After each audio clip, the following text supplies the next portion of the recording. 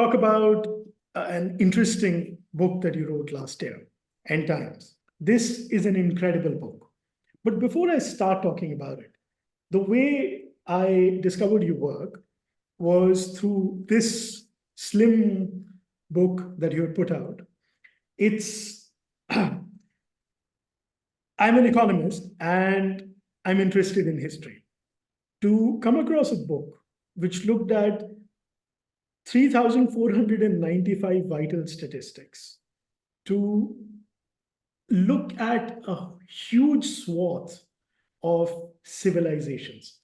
And I've always wondered, your training is in ecology, and you now use complexity to make interesting observations and points about global history. Tell us a little bit about how did this Cliodynamics start?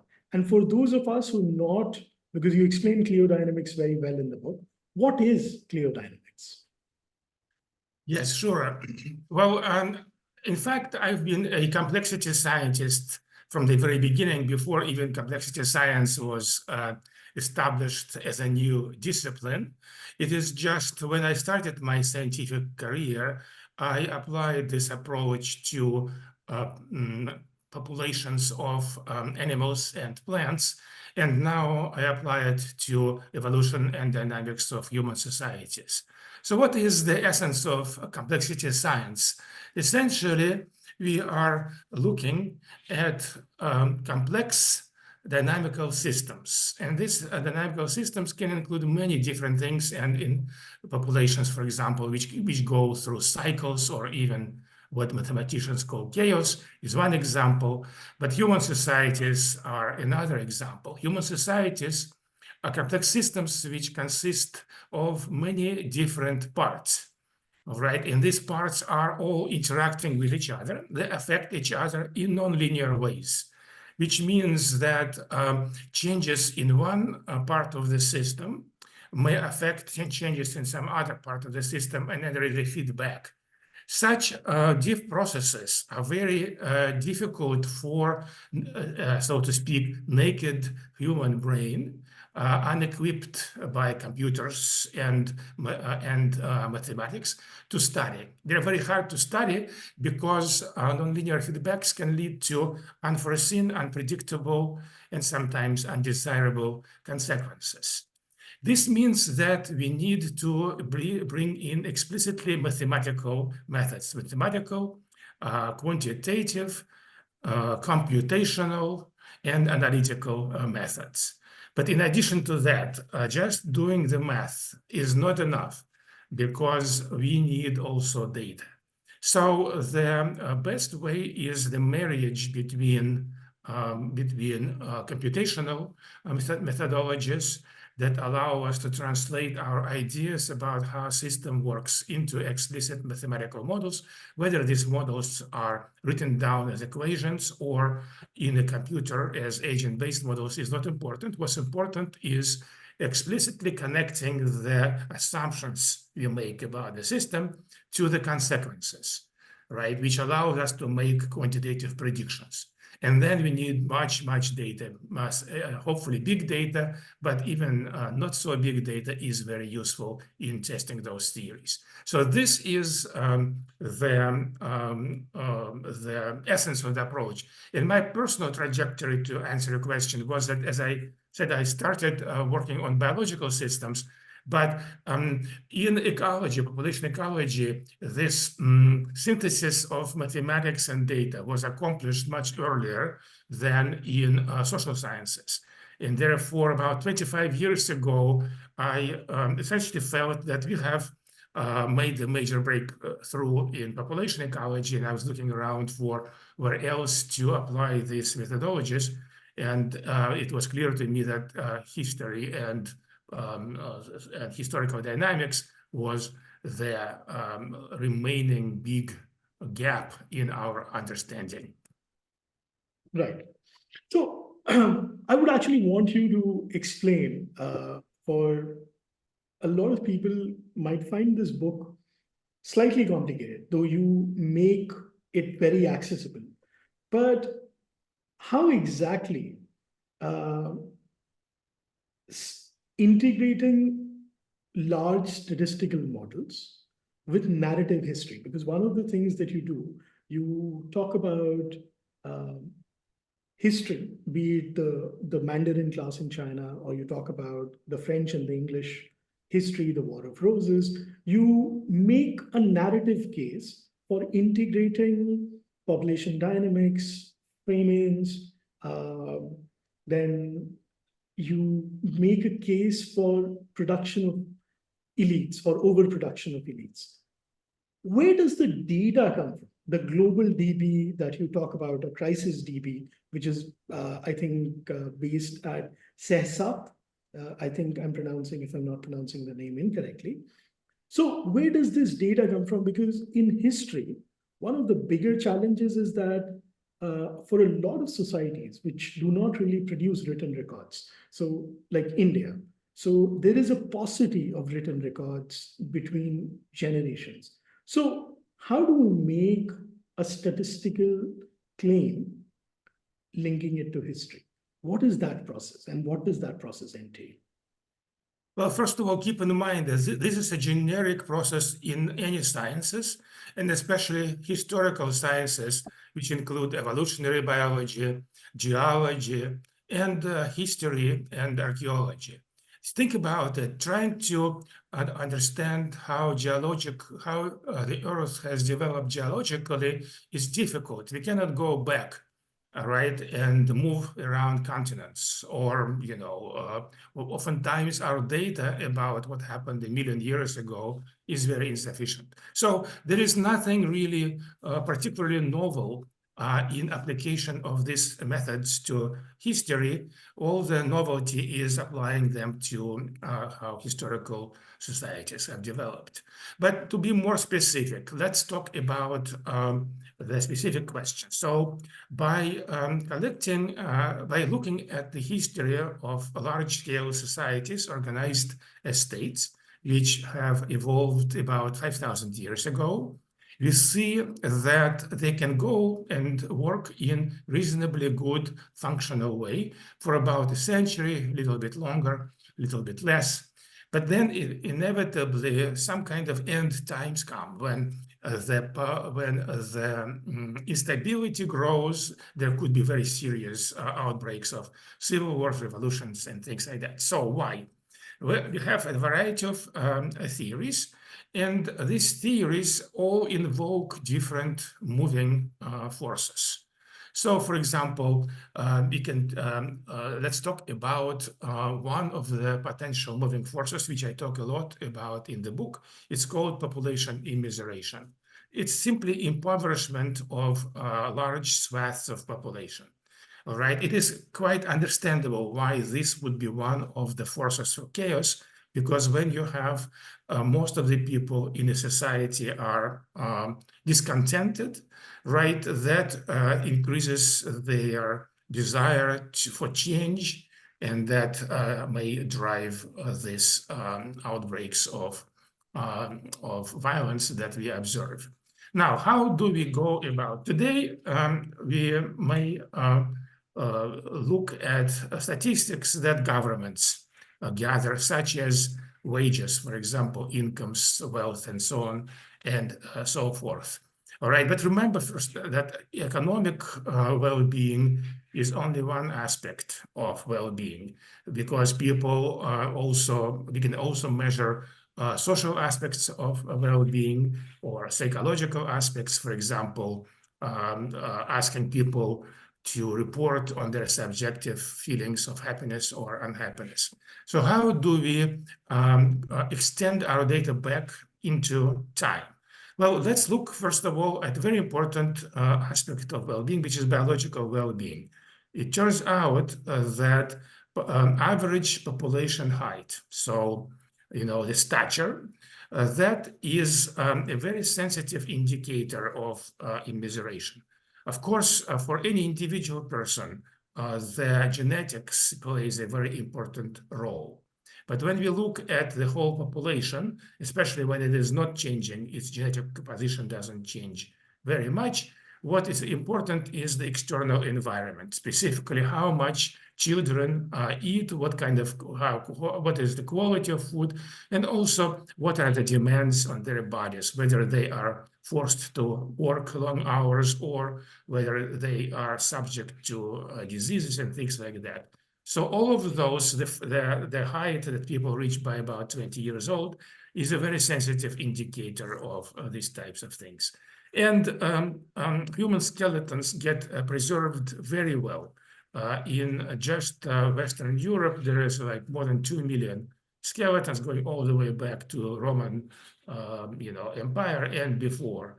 So we can do statistics, and by looking at how the average height increases, which indicates growing well-being, biological well-being, and when it decreases, that indicates the declining biological well-being. So this is just one example of how we can use proxies, right?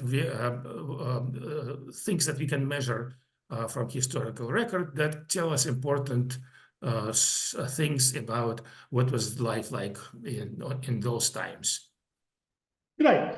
So one of the things when I was reading the book that really popped up is the cycle of violence that you lay at the feet of immiseration, and then there is an entire opening up, and then it stabilizes.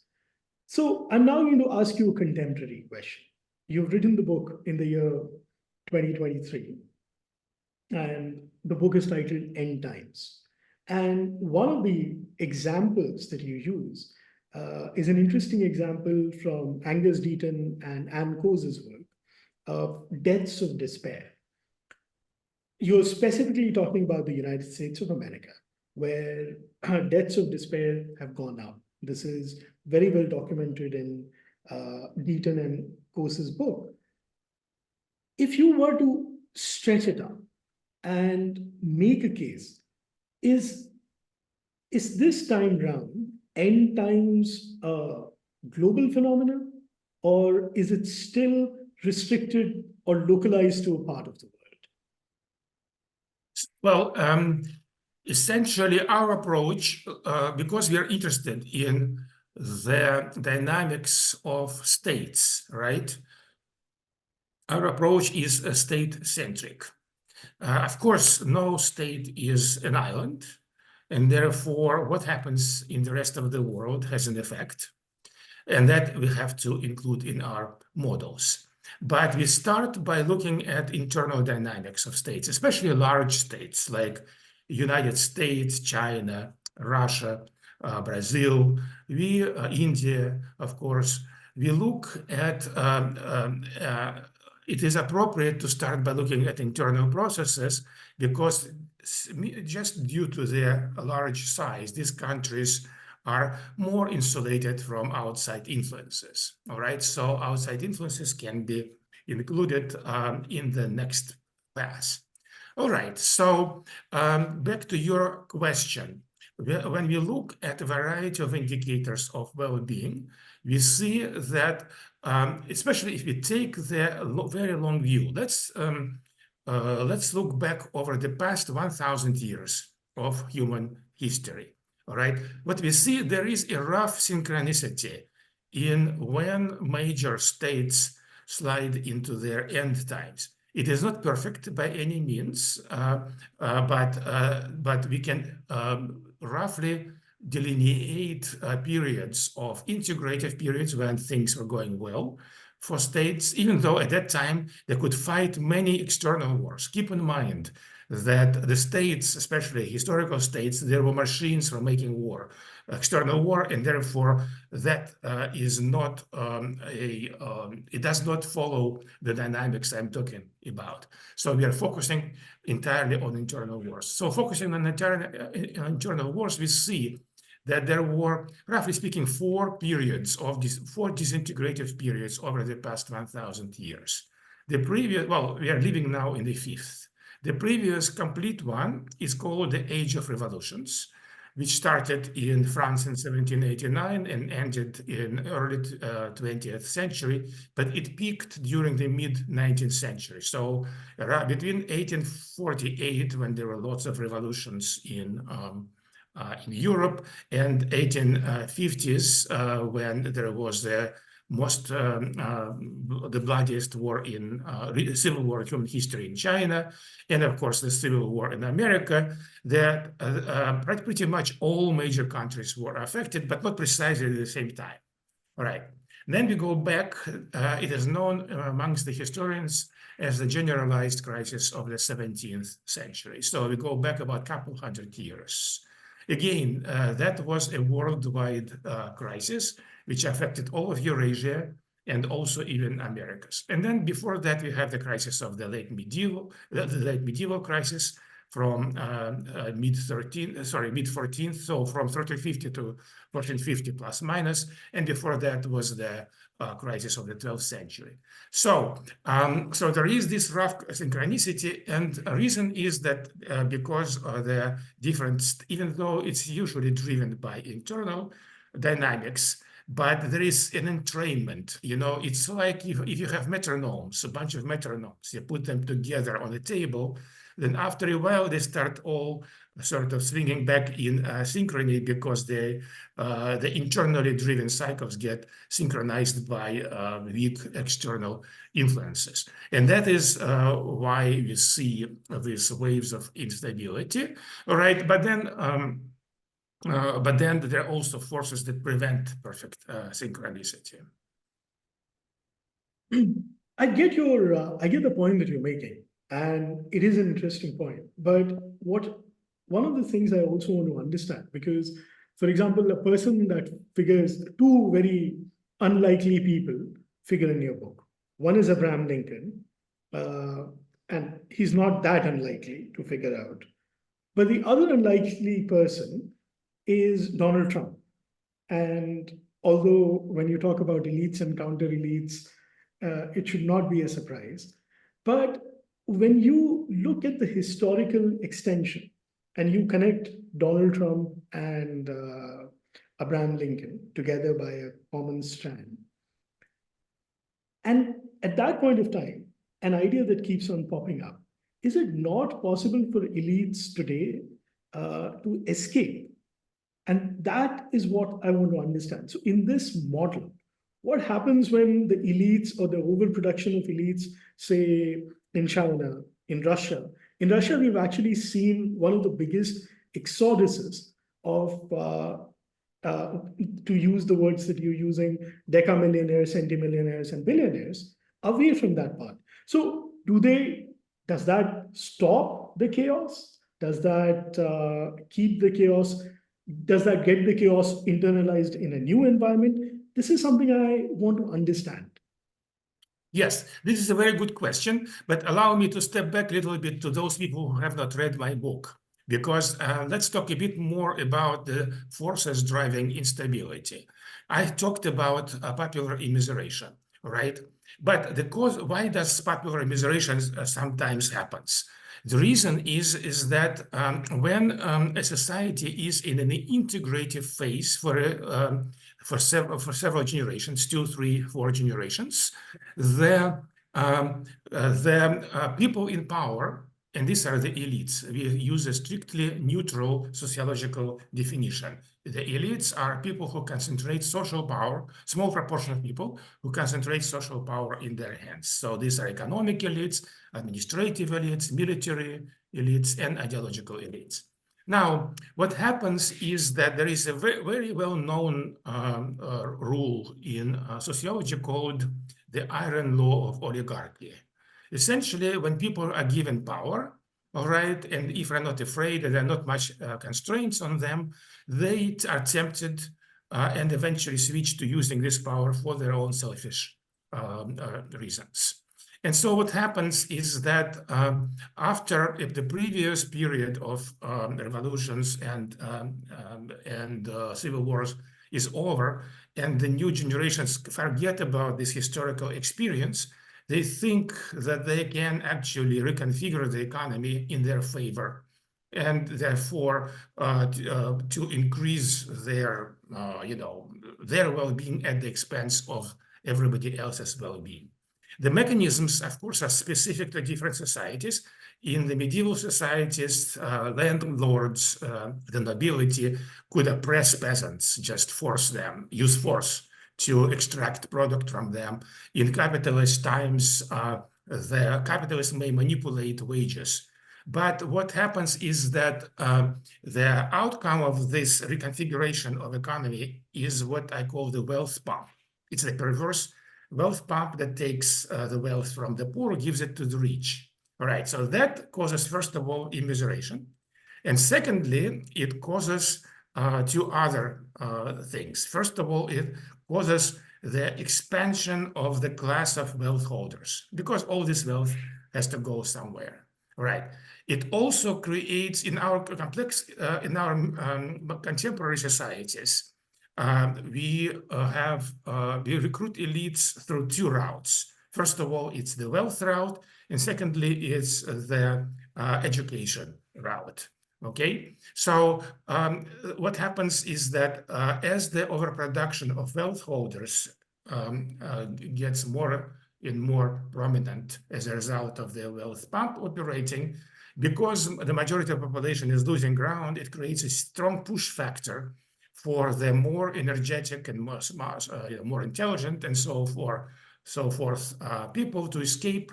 And the way how you do it, you get education credentials with which you then compete in the jobs market. So this creates overproduction of degree holders. So these are the two forces that underline the stability, because the number of positions, especially in politics, is relatively fixed.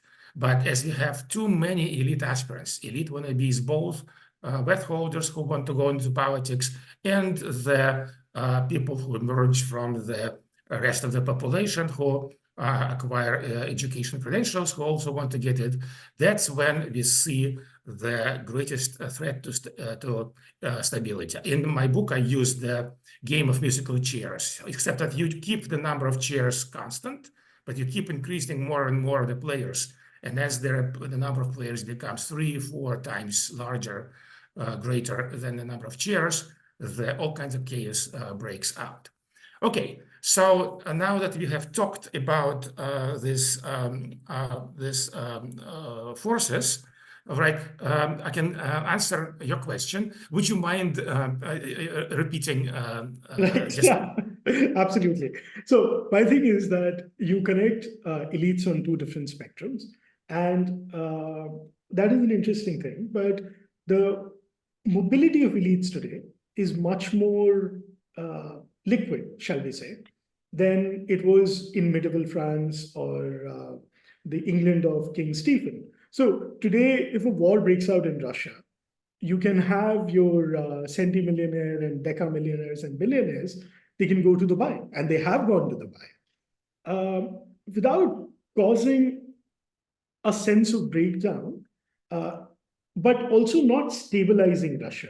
So this mobility of elites and the ability to flee, does that not challenge the thesis of end times? Not at all. In fact, that's part of the process. Thank you very much for reminding me. So essentially, when we have, let's talk about specifically or overproduction of wealth holders, okay? But just don't forget that education route is also very important. There is nothing really unprecedented in wealthy elites leaving a country. So typically, if you look at, let's say, the English Revolution, all right, we had two parties, essentially. There were the Parliament Party, which won the war, and Cavaliers, who were for Charles I, who lost the war. So some of them got killed or executed during this war, but the majority of them just left England and they went to Virginia and Carolinas, Georgia, and so on and so forth. So this emigration of wealth holders is a natural process that ends in reducing the pressure on the society. Right. So same thing now is happening in Russia when the billionaires move outside of Russia, they lose their ability to influence things in Russia. So let's go back to the 1990s. All right, there was a period when the billionaires, which are called in Russia the oligarchs, right? They really seized control of the state apparatus. So people like Berezovsky, Gusinsky. So what happened to them was that after Vladimir Putin came to power and began consolidating it on behalf of the military and administrative elites. The economic elites lost that struggle, and Berezovsky and Gusinsky were forced out of the country, and many others. As a result of that, this may have had some other negative consequences for economy. We won't talk about it, but it had this very strongly positive consequence for the stability of the state. Same thing that during the last 2 years, during the war in Ukraine, a number of degree holders moved out of the country, and therefore that also reduces. So now in Russia, there is not enough people with the right education. So that's maybe a negative thing for the economic growth, but it's a positive thing for the stability of the state because their salaries are increasing and they are much happier, being paid large salaries and doing their work than rebelling against the state. All right, so keep in mind that I'm not talking about it was just an overall good thing. I'm just saying that strictly looking from the point of view of state stability, these developments in Russia have been actually increasing the stability, and there were others also that worked in the same direction. Right. So just to understand this better, and not to contradict what you're saying, but when you talk about, and I found this fascinating, when you talk about the French just before the 100-Year War of Instability, that is now, and War of Roses, which has now been epitomized, and you often also talk about the Song of Fire and Ice by George R.R. Martin. Just before that, you make a very interesting point about the elites from England coming to France and extracting rent and kind of taking away the dissatisfaction that they could have bred in England, getting it to France, and that leading to that whole process, which has been very, very clearly established in Europe. No longer are the elites rent-seeking like that. So, for example, you can have a tech mogul from Russia who's now in the United States or UK. They're not really depending on the disenfranchising somebody in the UK or the US. They're still doing that in their home country. And there is no recourse anymore because the powers that be, that they have to keep happy to stay, in case of Russia not falling out of windows or doors, they're able to maintain that. So this is what I'm trying to understand. The instability of regimes are fragile, but the instability is much better manageable now than what it was 1,000 years ago. I would like a comment on this from you. Well, and let me say that I don't agree that instability is much more easily managed today than in the previous years. So let's go back to the example that you brought up. Let me expand a little bit on that so others can understand what we're talking about. So there was I mentioned the crisis of the late Middle Ages in France. It started around 1350, and it was driven by immiseration of the population and huge overproduction of the nobility class. There were just too many nobles, all right? And they started fighting each other. As a result, there was essentially state collapse. Now, England at the time was a much weaker country. It had 1/3 or 1/4 of the population of France. So it could not really attack and conquer France when France was internally stable, but when the France collapsed as a state, they just came in and started grabbing things. And so as a result of the export of elite aspirants, right? So nobility from England left for France, and therefore it reduced pressure in England, right? And they kept building in France. But of course, when French got their act together, they kicked out those English. And so when the 100 Years' War ended in around 1453, right, all those surplus elites from England, they went back, and suddenly they have really increased the pressure to the point where everything broke down, and now it was a state collapse in England. Okay, now let's forward to the future and look at the movement of elite aspirants. Well, first of all, when billionaires run away to Cyprus or London or wherever, they basically don't have any power base in those countries, and therefore they're essentially, we can think of them as retirees, right? They left their power base in, let's say, Russia, all right, which reduced the pressure there. And they don't really increase pressure in Cyprus or London or Hong Kong or wherever. But now let's go back to the 1990s in Russia. During this period, there was a lot of surplus elites from United States and especially United States that moved to Russia. All right, they came as economic advisors or the fund managers, and things like that. And so their presence was quite substantial, and that they increased the pressure on the government. There are still people.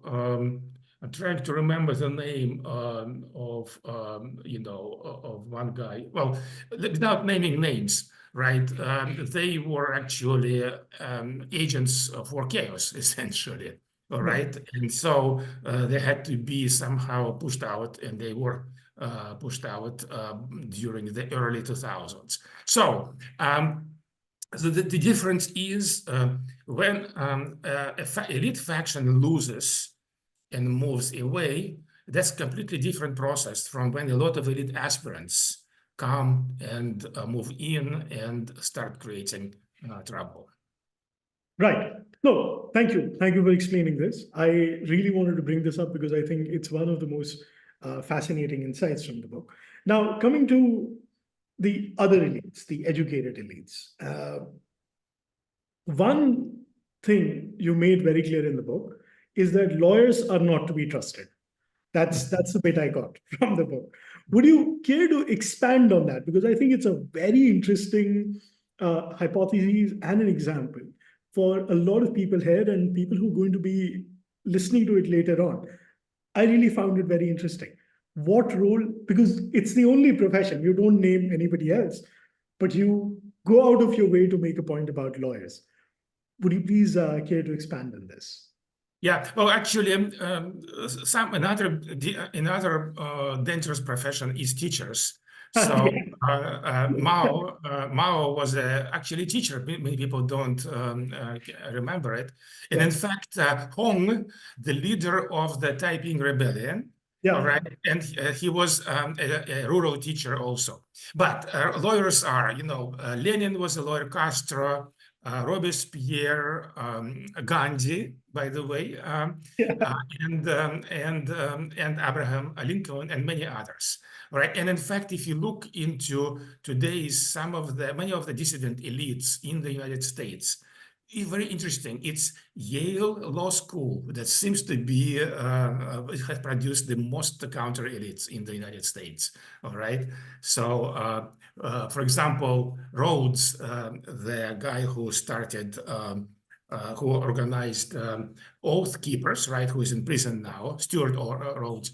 He was educated in Yale Law School, something that many people don't know.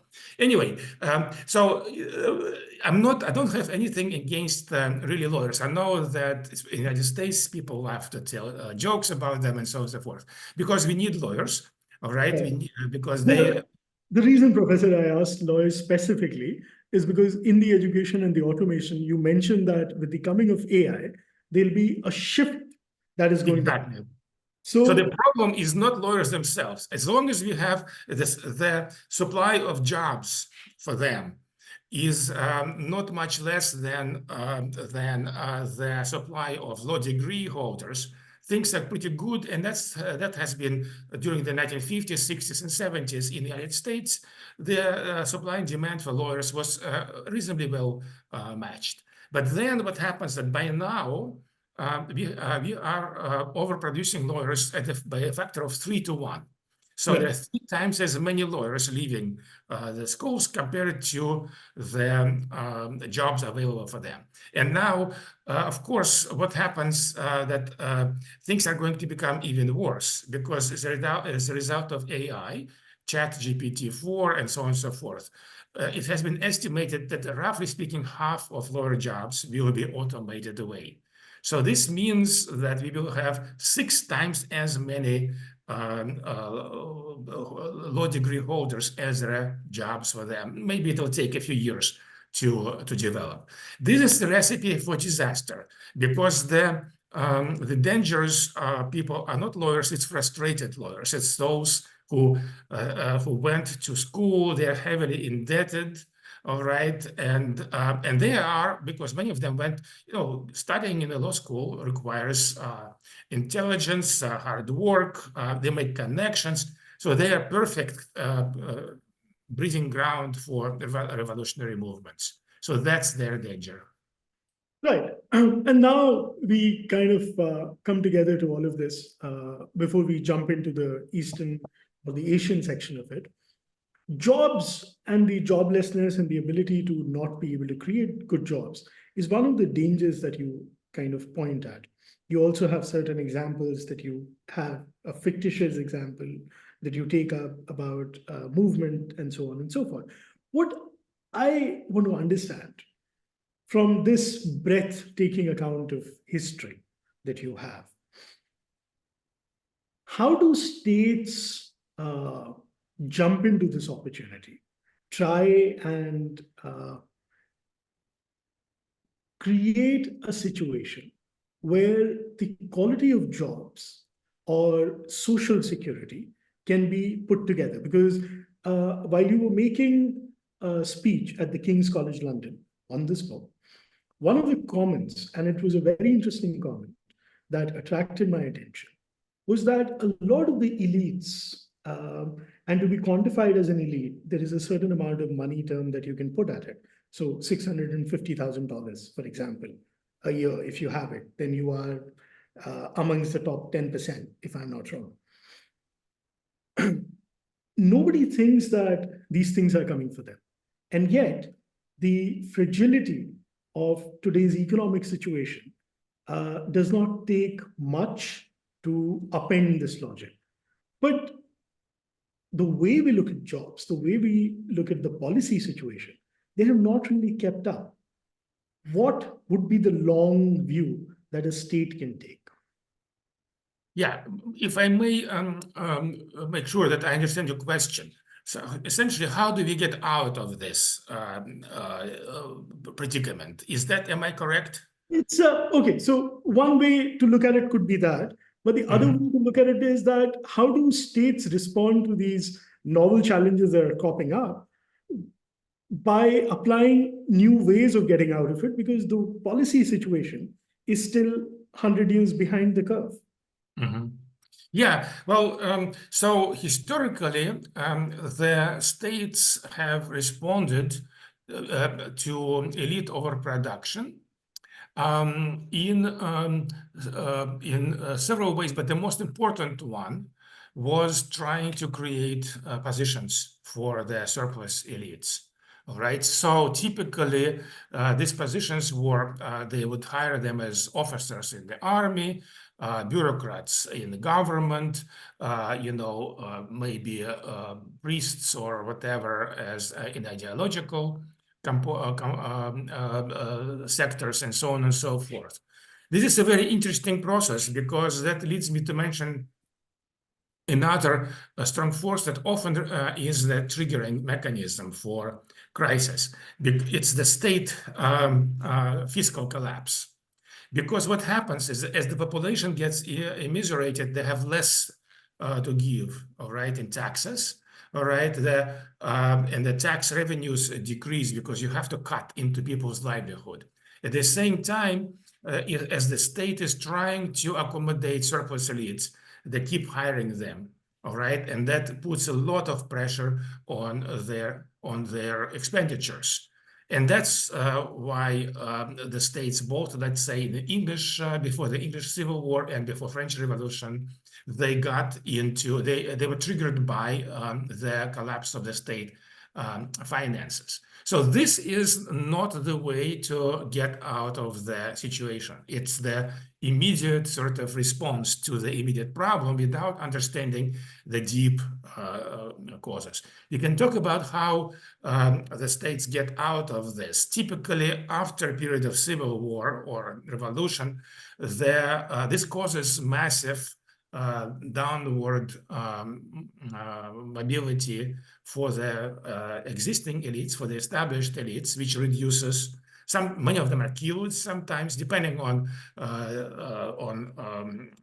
the situation. Some are forced to emigrate, as we were talking about. Others simply forced into downward mobility. All right, and then the most important thing that the state has to do at this point is to shut down the wealth pump. All right, because that brings back the well-being of the population and reduces their discontent. All right, it also stops creating new elites. All right, because if you go ahead and get rid of the elite overproduction, but the engine that produces them continues working, then 1 or 2 generations later you'll have a repeat of the problem.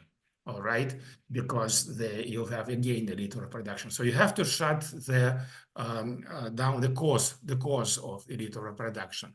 So this happens in the Russian Revolution, for example, which solved the problem very well by killing off some of the old established elites, forcing them into immigration or forcing them into downward mobility, and also reconfiguring the economy so that that workers actually were getting,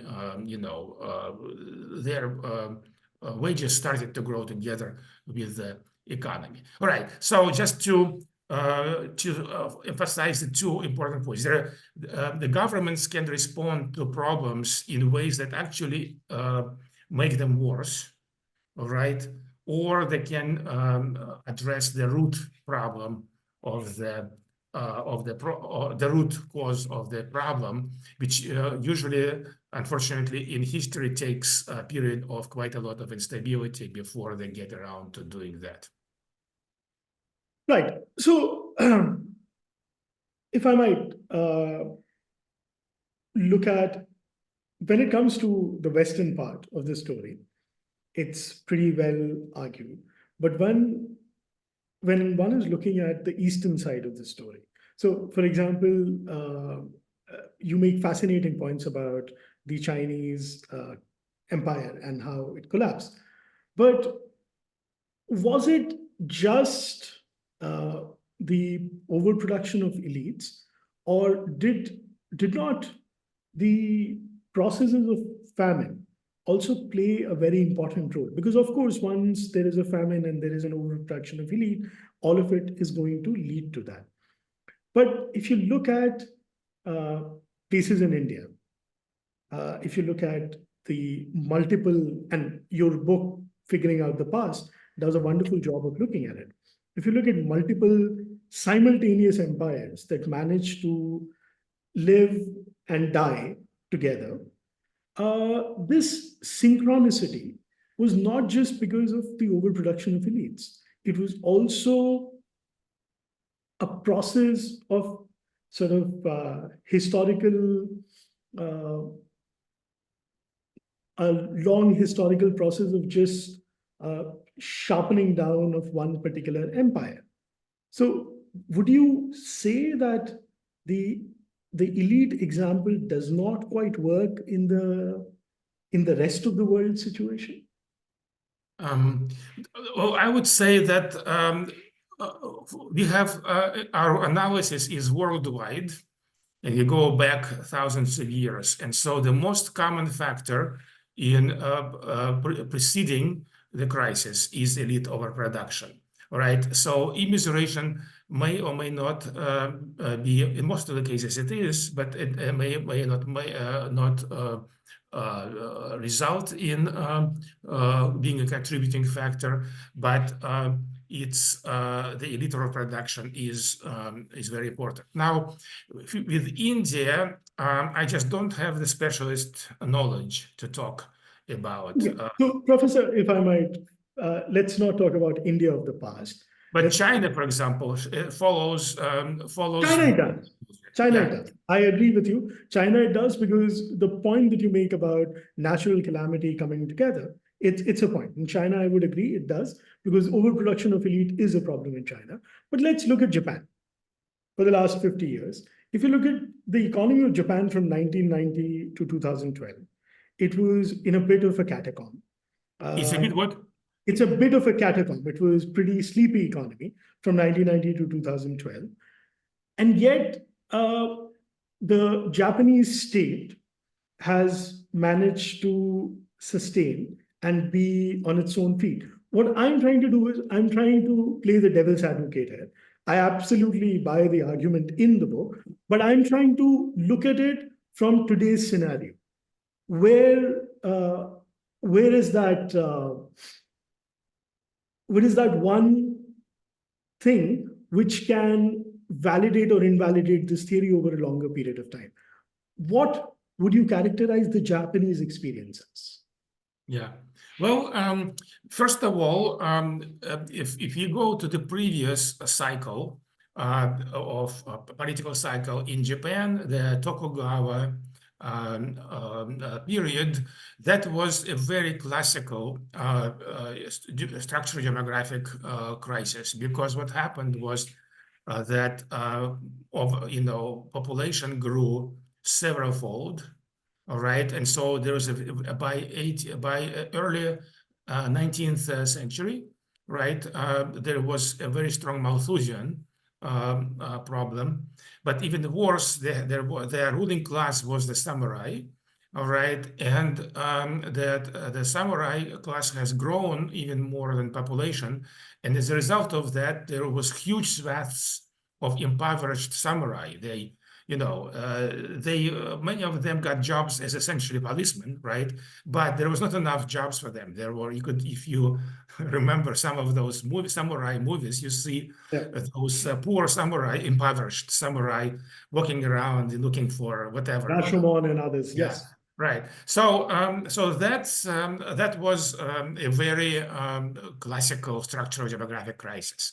Now, about today, well, first of all, Japan has gone through this period of instability from the Meiji period until the end of World War II, right? So 1866 to 1945.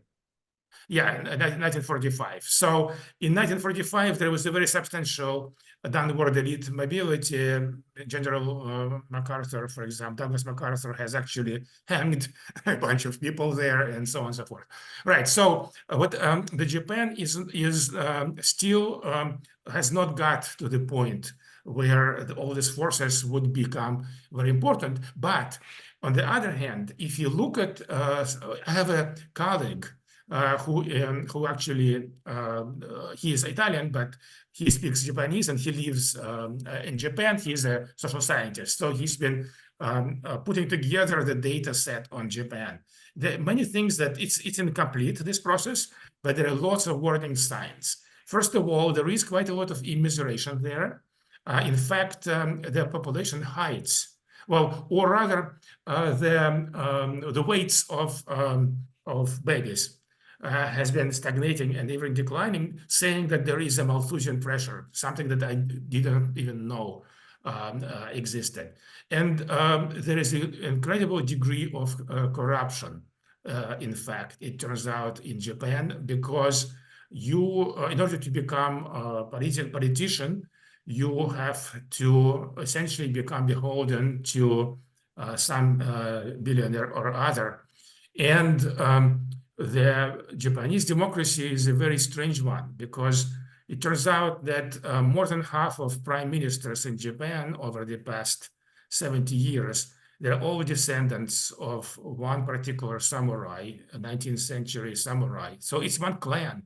It's not a party, it's a clan. So there are, and of course, when one clan monopolizes political power in this way, this creates a lot of frustrated elites who can become counter elites.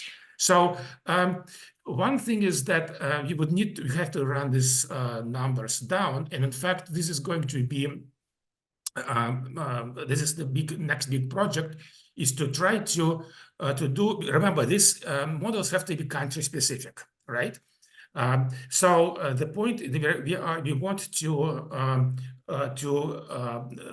to take 10 countries around the world, get all the necessary data, put them in the model, and then publish the predictions or what should be the predicted instability dynamics over the next 10 years.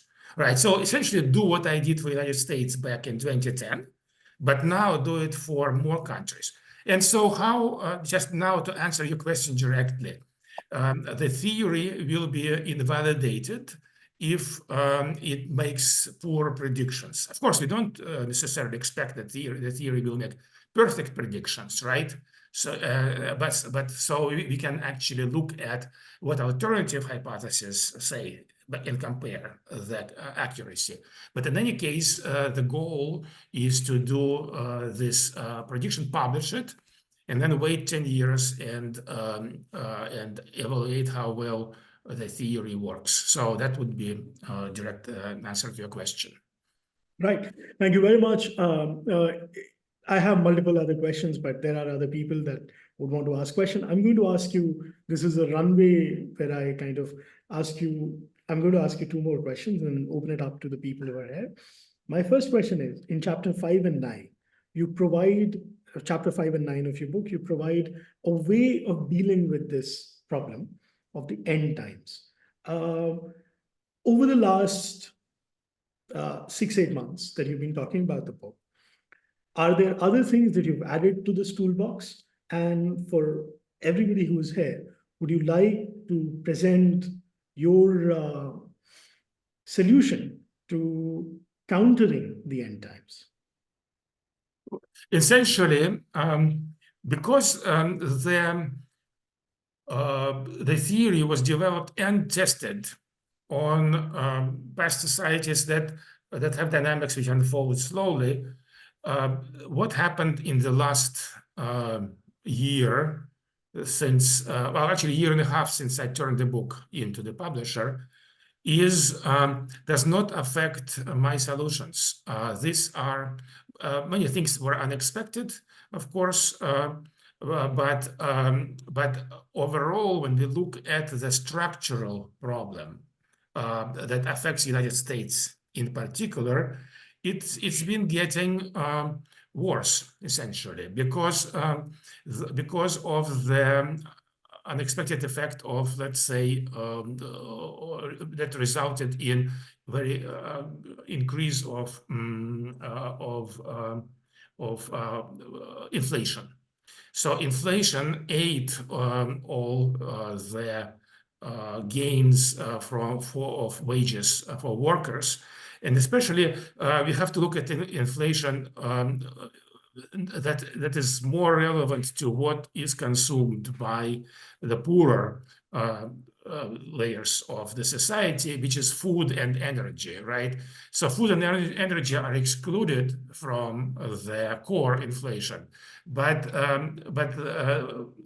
people who are trying to survive in this economic situation, they don't care about the price of steel or anything. They are worried about putting food on the table, driving the car, and paying rent. All of those prices have greatly exceeded the official inflation. And so as a result of that, there is a huge amount right now of discontent. And economists tell us, oh, why is everybody discontented? Inflation is falling and so on and so forth. So that is, in fact, contributing to immiseration. And there has been nothing happening to elite overproduction, and so as a result of that, what happened in the last year and a half at the level of very basic, deep down structural trends, things have been developing in the same unfavorable direction.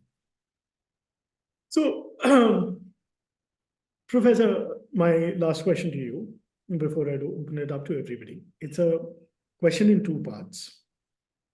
One, what role has the second, third, fourth generation economic reforms, the neoliberal consensus, to what extent is it responsible for this? One of the things that has happened in the last 30 years, and we see it in parts of Asia quite a lot, are these interesting experiments in failure sponsored by venture capital, right? Till your interest is very, very low, people can jump up and down and they can waste a lot of money in trying to create a startup, which may or may not scale. And then they become part of the elites because, you're now in the top 10%, 5%, 3%. What role does this economic foolhardiness of keeping the interest at a certain level, not taxing people enough, having this weird idea about trickle-down effect, what role has this played in the production of elites, counter-elites, and the creation of this big gap between the haves and the have-nots? That's my question number one. If you would like to answer this first. Yeah, let's talk about that, and then you bring a second question. Or the most direct role. So remember, I was talking about how after periods of long stability, the governing elite, the ruling class, is tempted to reconfigure economy in the ways that benefit them. All right, they often need some kind of ideological cover to do that. In the United States, this ideological cover was provided by the spread of neoliberal ideologies.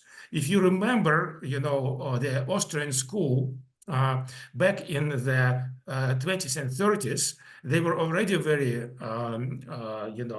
critical of the New Deal and things like that. But they were just a little marginal group. Nobody listened to them.